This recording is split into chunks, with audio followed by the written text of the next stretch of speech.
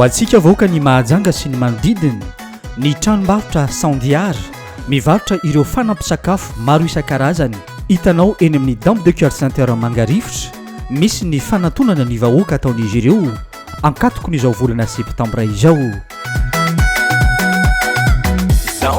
Fifaliana indray no ionantsika ny amin'ity an'ity anambara amintsika sy laza amintsika ny tolotra izay ato amin'ny Forever Living Product.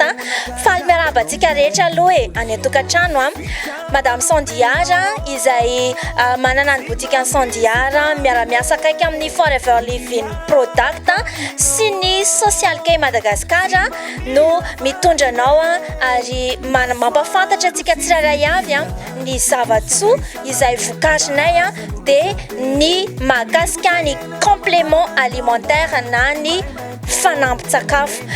Tsara ho marihana fa ny fanampin-tsakafo dia manampy antsika izay tsy salama rehetra hatrany an-tampondoka hatrany am-paladia, izany hoe manomboka amin'ny volo mihintsana, ny maso manjavona sy ny sinusite, ny areti-nify, indrindraindrindra ho antsika izay manana olana ao amin'ny tova rehetra ao anaty dia azontsika atao tsara ny mihinana sakafo ara-pahasalamana mba ahatonga anao ho tomombana hiala ny fakanaretina ary tena ho salama tsara ianao.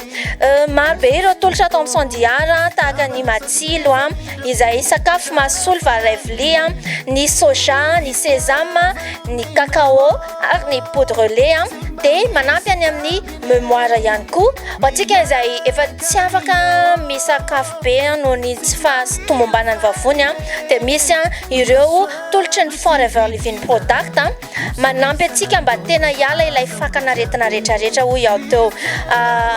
Anao témoignage ary misy ireo efa nisitraka fahasalamana maro, tena maro ianareo mankasitraka be dia be anareo ny amin'izay fahatokisana sy ny fiarahanareo taminay izay. Ho antsika rehetra kosa izay mbola tsy mahafantatra na tsy mahita ny boutique izay misy anay dia aza misalasala manantony ety amin'ny Dame de Cœur Saint-Heure ambadiky ny polisy Mangarivotra. Betsaka ireo nahita tombotsoa amin'ny fanjifana ireo vokatra ao amin'ny Sandiara. Ny vokatra ao ihany koa anisan'ny vokatra iraisam-pireneny toy ny vokatra ny Forever. Tenako moa tonga eto dia ifampizara aminareo ny dizaina soana tafampiasako ny vokatra tato amin'ny Sandiara. Raha nisy ny tsy fahasalamana teo amin'ny maso tamin'izay fotoana izay dia nanatina ny Sandiara dia nampiasa an'ity zavatra iray ity dia tsy inona izy ity fa aloe vera izay natao tao anaty maso ary tena nahitako vokatsoa tokoa noho ny fampiasako azy ity dia nahita nazara ny zavatra nijereko tsy toy ny teo aloha intsony. Ny boutique izay misy anay dia aza misalasala manantony ety amin'ny Dame de Cœur Saint-Heure ambadiky ny polisy Mangarivotra.